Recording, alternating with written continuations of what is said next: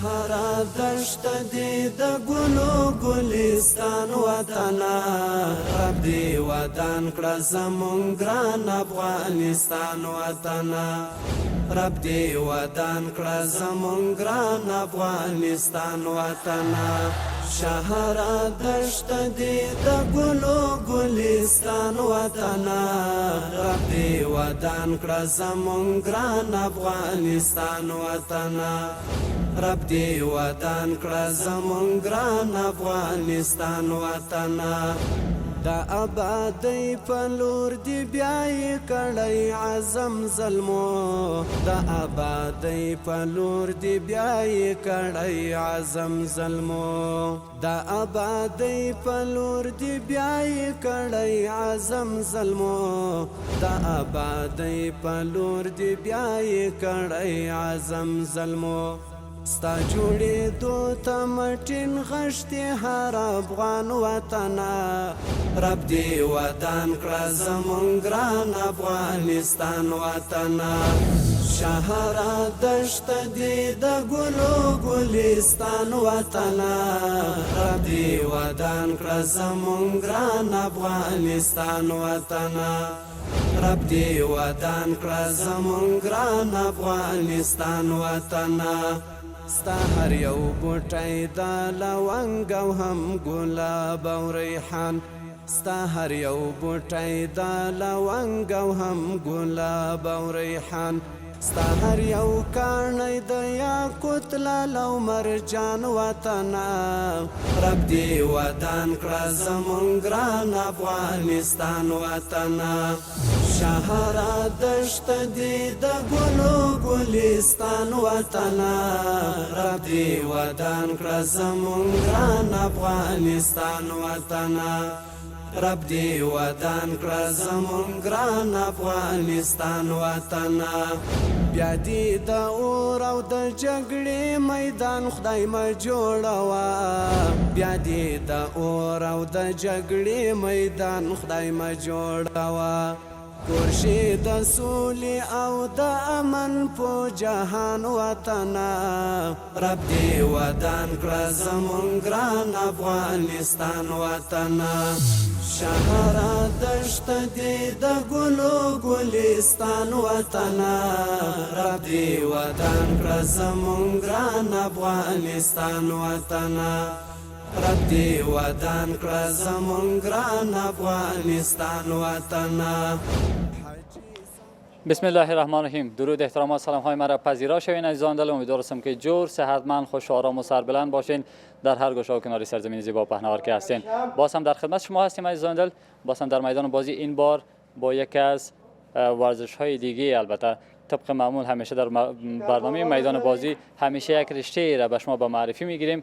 این بار آمدیم در یکی از کلب های ورزشی تا رشته جالب و دیدنی و جذابی را، البته رشته‌ای که فعلا شاگردها را می‌بینین تمرین میکنن در کنار استاد، رشته ژیمناستیک هست که بدون شک طرفدارهای خاص خودش را داره و اطفال، نوجوانان و همگی کوشش میکنن این رشته را انجام بدن و این رشته دلخواهشان است. فقط کمی معلومات بدم که این رشته در سال 1896 تاییدی المپیک را گرفت و در المپیک هم ثبت شد و این رقابت سر از سال 1896 در رقابت‌های المپیکی هم قابل پذیرش بود و قسمی که فعلا هم می‌بینین شاگرد تمرین میکنن، استاد هم تمرین داره و استاد را هم می‌خوایم. استاد خسته نباشین، خوش آمدین به برنامه. میشه که در نخست خود معرفی کنین. به نام خداوند بخشنده و مهربان، استاد یونس نبیزاده هستم، سرداور فدراسیون ملی ژیمناستیک و رئیس کمیته ژیمناستیک ورزش‌های وزارت امور داخله در رشته ژیمناستیک. سلام و عرض ادب دارم خدمت بیننده های عزیز تلویزیون ملی و خصوصا علاقمندان ورزش رشته ژیمناستیک. در سال 1995 من در پشاور مهاجر بودم. اونجا ژیمناستیک در شایباغ پشاور در اسلامیه کالج تحت نظارت استادای پاکستانی و افغانی تمرین میکردم. باز در سال 1384 اولین بار مسابقات منتخبی تیم ملی ژیمناستیک برگزار شد که ما آمدیم اینجا، منتخب شدم در تیم ملی، قهرمان دو وسیله ژیمناستیک شدم. بعد از او به ما اولین کلاب را که دادن کلاب جوانان جنگلک بود که در سطح کابل وقت یک کلاب بود. ژیمناستیک. بعضی من کلاب آیسته است انکشاف دادم، بنیانگذاری کردم در سایه غرب، سایه شمال. دگال نام خدا وقت 2 کلاب بود، حال تقریبا از خودم 12 14 کلاب در شهر کابل فعالیت داره. استاد در همین کلاب که فعلا ما حضور داریم با تعداد چقدر شاگردا وجود داره؟ با کدام سنین هستن؟ البته نوجوانان خردسال هم هستن دیده میشن و تایم تمرینی تا بر ما بگید چند تایم تمرین میتین در کلاب؟ این خب برای همه واضح است که ژیمناستیک مادر همه ورزش است و علاقمندی بیشتر از نوجوانان، نونهالان، اطفال به ژیمناستیک است و اگر در ژیمناستیک از روی نونهالان از اطفال از سن خرد شروع شود، ما میتونیم که به تمام ورزش های دیگه خوب قهرمانا را ما تربیت کنیم. در جهان پیشرفته یک قانون است که هر کسی که در ورزش میخواد در فوتبال، باسکتبال بره مستقیم نمیمونش. اول سر تمرینات ژیمناستیک میکنه، بعد از استعدادش دیده توسط متخصصین به فوتبال، باسکتبال، دوش، اتلانتیک، وزنه‌برداری، همو قدرت بدنیش میبینن، باز اون را معرفی میکنن. دیگه کلاب ژیمناستیک ما با تعداد 80 الی 100 نفر در 4 تایم داریم، تایم‌های پیشین، دیگر، شام و خفتن، که اکثر تایم‌های ما 70% از ورزشکارای ما نوجوانان، نونهالان است و همین قهرمانایی که در فدراسیون ملی ژیمناستیک مثال مسابقات برگزار شد، بیشترین عضویت تیم ملی را همین 4 کاتگوری از این کلاب ما داشتن.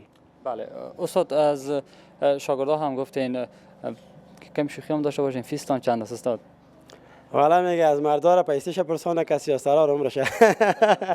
حال تو فیس سابق نمونده، ما فقط هم قدر فیس میگیریم 50-60% که کرایه کلاب تنظیم ترتیب کنیم و ورزشکارا بتونن که به روحیه عالی و به یک انگیزه با یک دلچسبی خاص این رشته ژیمناستیک نه به خاطر مسابقات. اولین هدف ما صحت سلامتی در وجود افراد جامعه است. در دوم قدم که میرسیم باز ما هدف ما پیروزی در مسابقات می باشه. دیگه تمرینات همین قسمت که شما دیدین ما تمرین دادیم، 5-6 کلاب داریم، یک روز تاق، یک روز جفت تمرینات ما ادامه داره. استاد چند نوع ژیمناستیک را ما داریم در این نشه و چند نوع میشه از انواعش بر ما معرفی بگیرین تا بیننده ها هم بهتر بفهمند در این مورد؟ بسیار گپ خوب، سوال نیک است. ژیمناستیک در جهان 14-15 بخش داره، نوع است، اقسامش است، ولی ژیمناستیک که بسیار مشهور است و رسمیت داره در FIG، این 8 نوع ژیمناستیک است. اولین ژیمناستیک هنری است که فعلا ما تمرین میکنیم. ژیمناستیک هنری 6 وسیله داره، 6 واسطه داره: متوازی، حلقه، سیم دور، اسپک، میز پرش و حرکت آزاد روی توشک. دومش ژیمناستیک ریتمیک است، برای دختراست. سوم ژیمناستیک ترامپولین است که توسط چپرکت ها و جمپن ها، حال در پارک های کابل هم دیده باشین جمپن های گرد ایجاد شده. این ژیمناستیک ترامپولین است. دیگه ژیمناستیک آیروبیک داریم که در حرکات رقص و میوزیک یا کار میشه. و ژیمناستیک بعدی ما ژیمناستیک چی است؟ برای همه. او ژیمناستیک فار آل است، بر کسایی کار میشه که تنظیم و ترتیب و صحتمندی و سلامتی افراد جامعه را تنظیم میکنه. دیگه رشته جدید دیگه هم که عضو ژیمناستیک شده تحت نظارت فدراسیون ژیمناستیک آماده پارکور است و تمپلینگ است. این 8 نوع ژیمناستیک من هم گرفتم در جهان رسمیت داره و سالانه مسابقات یا به رسمی برگزار میشه. بله استاد، ما بیشتر در افغانستان ورزش پارکور را هم دیدیم که بیشتر یعنی جلب توجه شده، جوانان بیشتر انجام میده. این ورزش چقدر فرق داره با همین ورزش پارکور و ورزش ژیمناستیک؟ بله پارکور اول باید ژیمناستیک کنه، چون حرکات پارکور ملاق است. وقتی که از ژیمناستیک از توشک برآمد، باز فرقش است که پارکور در روی سبزه، سمت، سرک، دیوال، پخته، خامه، پخشی، بلندی، همین حرکات ژیمناستیک با قدرت بدنی و یک جرأت دلاوری کار میکنه. عزیزان دل، آیستا استاد تمرینات هم انجام میتیم، ما تو بحث هم می‌داشته باشیم. خلاص از ما حرکات ابتدایی از نونهالان، نوجوانان به شکل کامپلکس تنظیم ترتیب میکنیم. چند بخش داریم، 5-6 بخش است. باز میایم سر حلقه، حرکات سیم دور، اسپک و میز پرش. بله عزیزان دل، خوب است که حرکات را ببینیم و استاد از شما خیلی سپاس. حرکات را با هم میبینیم، برمیگردیم. بله عزیزان دل، قسمی که استاد یادآوری شدن که میریم به طرف حرکات نونهالان، اما قبل از او حرکات جوانان را میبینیم که این حرکات استاد به کدام نام یادآوری میشه و این کدام حرکت است؟ حرکات اکروباتیک ژیمناستیک، حرکات سرکس، حرکات پیرامید یا پروا.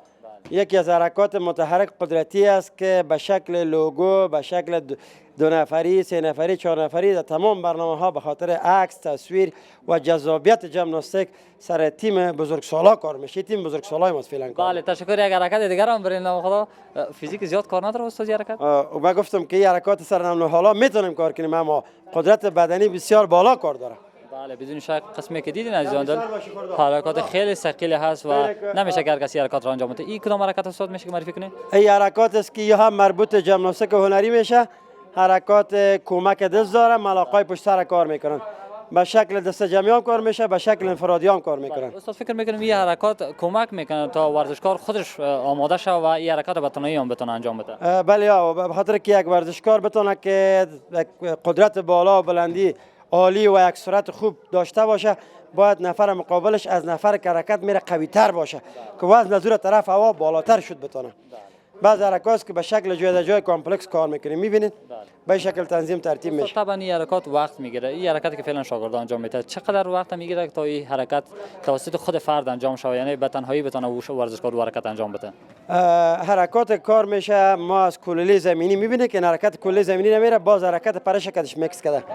حرکات ملاق که ما کار میکنیم اول باید سر توشکای ایمنی، توشکای محافظتی کار شه، باز مربی باید کمک کنه تا 50-60% ورزشکار خودش آماده شه، باز میتونه که ورزشکار خودش بدل جمعی حرکت انجام بده. استاد میشه فعلا در مورد این حرکاتی که اطفال زیبا انجام میتن معلومات بتین کمی؟ بسیار خوب. ژیمناستیک ما بیشتر گفتیم ژیمناستیک بنام فعال داریم.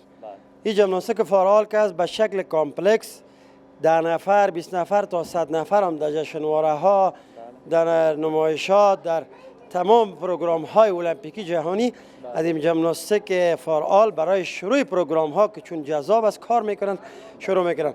ما خواستیم که امروز از تیم نوجوانان جوانان یک نمایش از ژیمناستیک فعال داشته باشیم. بله یعنی فعلا خودشان تمرین میکنن، بلد هستن دیگه. بله سر گروهشان بچه‌ها دانش تعیین کردیم دیگه. حرکات به شکل متحرک 5 شماره‌ات تغییر داده میره، بچه‌ها برشان گفته میره حرکات تغییر بده و تنظیم کو و به شکل حرکات کامپلکسی کار میکنه. اینا میخوایم که حرکات شروع کنن. ببینیم که هم ببینید که در تیم جوانان وزنای زیاد موجود است، بچه‌های کم وزن زیاد داره و موجود است، ولی حرکاتش کم تقریبا بالاتر است، قدرتی است. میبینید این حرکات به نام پلنچ یاد میکنن، تختی لیس.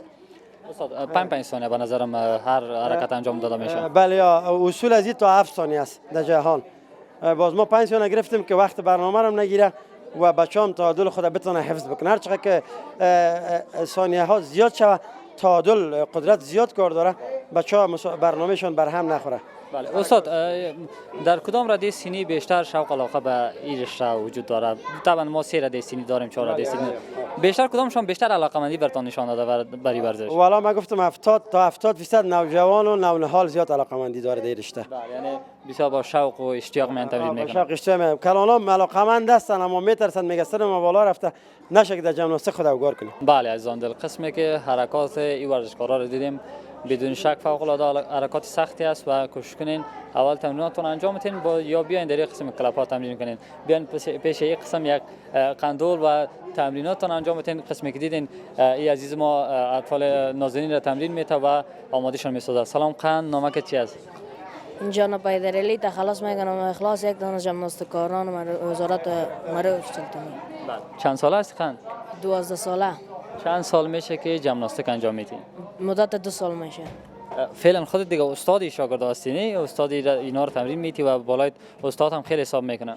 بله استاد خب فعلا قناع شدیم مربی است ما. چقدر وقت میشه؟ البته از جوایزت بگو کم، جوایز دستاورد داری؟ مسابقات بیرونی چیزی داشتی یا خیر؟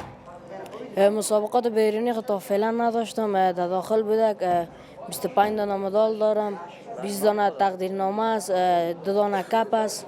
همین است. نام خدا. در جوانانی که مثل خودت تمرین نمیکنن چی گفتنی برشان داری؟ چون بدون شک بچه‌های هستن کوچه‌گشتی میکنن، نیلاگردی میکنن و تمرین نمیکنن. یعنی خودت نام خدا خوب تمرین کردی و خوب آماده شدی و شاگردای خردتر از خودت را تمرین میدی. به اونا چی گفتنی داری که چی کنن؟ آیا ژیمناستیک بیان و رشته دیگه بیان؟ چطور؟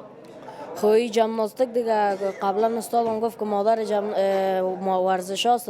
اول باید در ژیمناستیک بیان، از نوجوانان باید در ژیمناستیک بیاین که تا همسن ما میشن خوب نرم باشن رشد هم کنن. بله. در خانه که بیشتر تشویقت میکنه که برو بچه ژیمناستیک کار کو و بیشتر روحیه برات میتن در این رشته؟ والدینم باز خصوصا پدرجانم تشویق میکنه بیشتر. پدرت هم تمرین و تو را تشویق میکنه که برو رشته ژیمناستیک انجام بده؟ بله همین رقم. عزیزان دل فراموش نکنید که پدرش هم در این کلاب حضور داره، یعنی به خاطر تشویق پسرش آمده و عزیزک ما خیلی افتخارات زیاد داره و افتخارات چند به تصویر خواهیم کشید. خیلی سپاس. تمرینات حرکاتی که انجام میدی کدام حرکات از پیش با ما بگو تا ما هم به تصویر بگیریم. حرکت تفنگچه است، اولیش پیرامید وریسه و حرکت دومش سلطه دست است.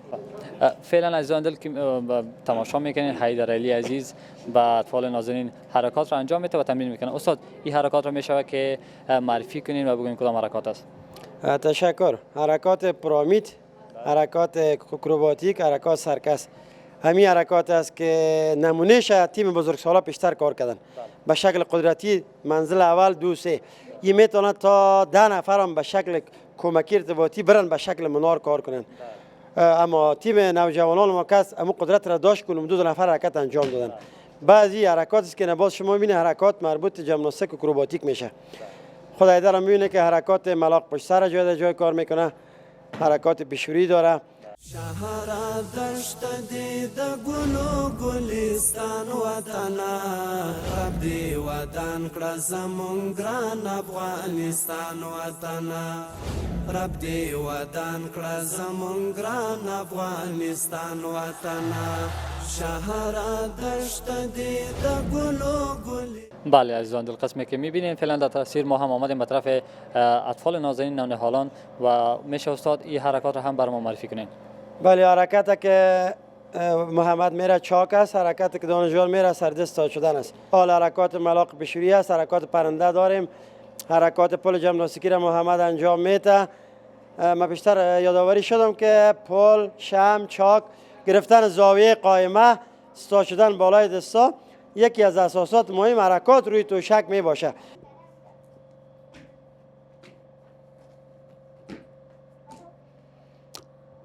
بله عزیزان دل فعلا هم یک حرکت جالب را دیدیم. میخوایم همراه عزیز دل ما هم مصاحبه داشته باشم. خوش آمدی، خسته نباشی. نام چی است محترم؟ سلام علیکم، امیدوارم که جور صحتمند باشی. اسمم محمد صمیم است. یک تن از ورزشکاران در تیم افغان پروانه سرکس. بله. چقدر وقت میشه تمرین ژیمناستیک را انجام میدی؟ من مدت 3.5 الی 4 سال میشه که این مدت ورزش انجام میتم دیگه. خیلی نمی‌قدر مدت میشه. در این 3.5 سال با تعداد چقدر حرکات رو یاد گرفتی؟ چقدر میتونی راحت باشی در حرکات؟ خب اینا خود نظر به استعداد خود انسان است که چقدر کوشش میکنه، چقدر تلاش میکنه که خود میرسونه به هدف خود دیگه. نظر به کوشش تلاش حتی انسان میتونه. من خودم در نظر به کوشش تلاش در 6 ماه تونستم خود یک ورزشکار حرفه‌ای کنم. یک ورزشکار جرأتی بودی دیگه، چون بدون شک جرأت که نداشته به ژیمناستیک خود سخت است. بله واقعا متاسفم. کدام حرکات را بیشتر در ژیمناستیک خودت میتونی به راحتی انجام بدی و کدام حرکت مورد علاقه است که بتونی، یعنی همیشه خود دوست داری و حرکت انجام بدی؟ حرکت مورد علاقه ما، حرکت خود زیاد مورد علاقه دارم. حرکت مورد علاقه بسیار زیاد است که یکی از حرکت های مورد علاقه سلطه پیشوری است. باز میشه که حرکت برام بدی خیلی یا دی حرکت رفتی یا خیر؟ نه خیر. خب میشه حرکت چه میگیریم دوباره کاش یک مصاحبه می داشته باشیم. نام خدا راحت هم هستی کدش؟ بله آمده. نام خدا. گفتی 3.5 سال تمرین کردی. در این 3.5 سال فقط در همین کلاب تمرین کردی؟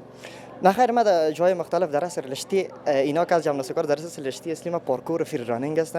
ما در جای مختلف مثل المپیک در این جای تمرین میکنم. اینجا استاد بزرگوارم بسیار وقت میشه پیش تمرین کردیم، همیشه پیش میام خبرش میگیرم. چقدر از استاد گفت چقدر روحیه میته برای تا بیشتر آماده شه به خودت؟ استاد که است دیگه خب واقعا که قدر روحی که استاد میته کسی دیگه نمیته. استاد خیلی تشویق میکنه ما را. نظر به تشویق استاد حتی در یک روز میتونی یک چیز یاد بگیری که تو کس تصورم نمیتونه. یگانه قارم میشه چطوره؟ مشکل نیست قار شود دیگه. استادم واسه سرمایه داره، هیچ مشکل نداره.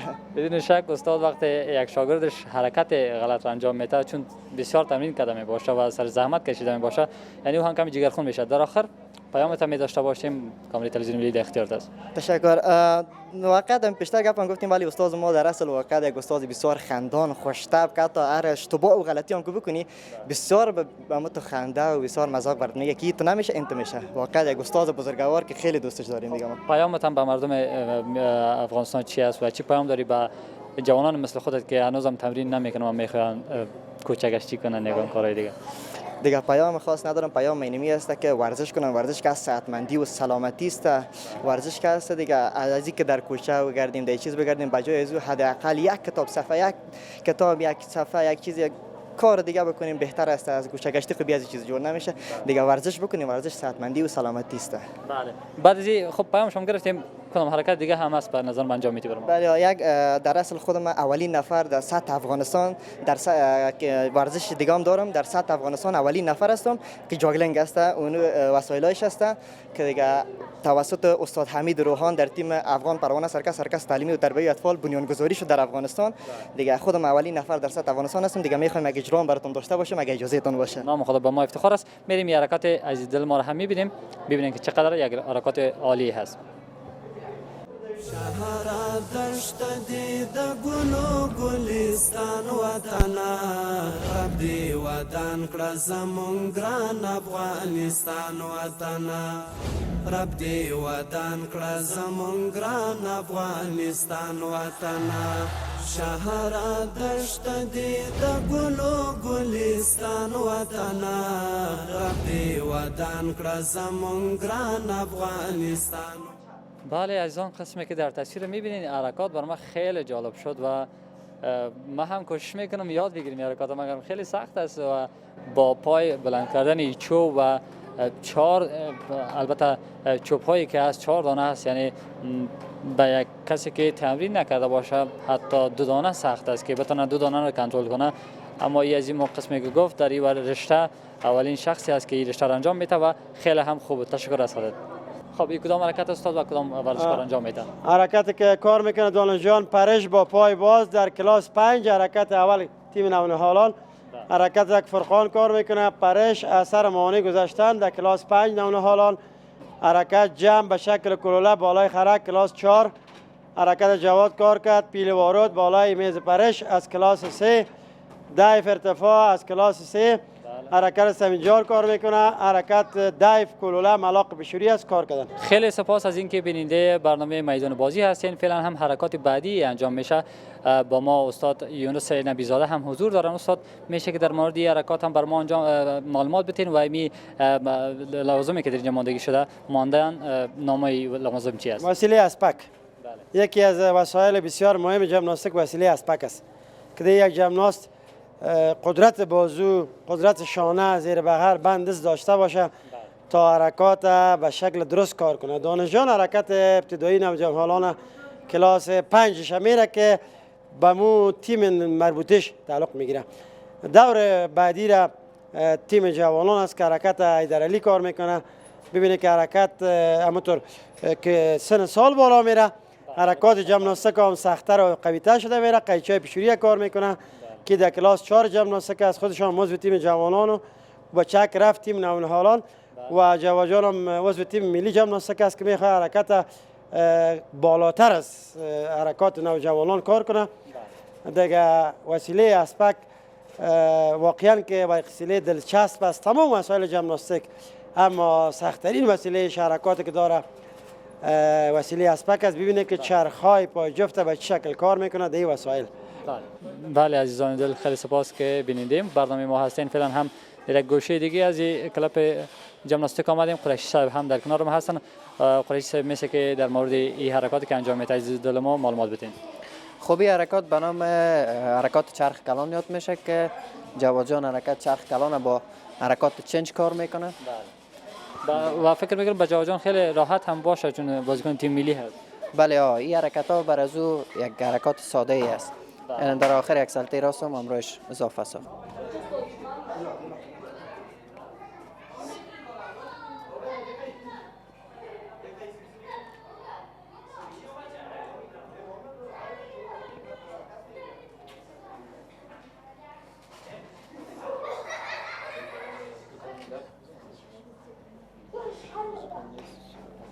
بله عزیزان دل فعلا هم یکی از ورزشکارانی که عضویت تیم ملی را هم داره حرکات خیلی سخت را انجام میده.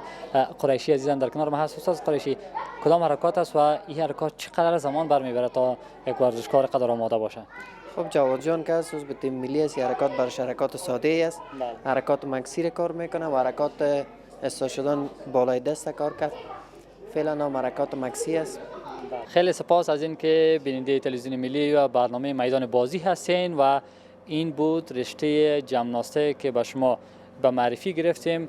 حرکات مختلف داشت، رده‌های سینی مختلف در رشته تمرین کردن و بدون شک پس از زحمات زیاد میشه که افتخار آفرین شد برای افغانستان و میشه که مدال بگیریم و مدال کسب کنیم. پس از 3-4 سال هر ورزشکار تمرین میکنه تا این حرکات را به طور احسن انجام بده. تا دیدارهای بعد، تا برنامه میدان بازی بعدی که در خدمت شما قرار میگیریم، الله یار حافظتان، در دعاهایتان ما را فراموش نکنید.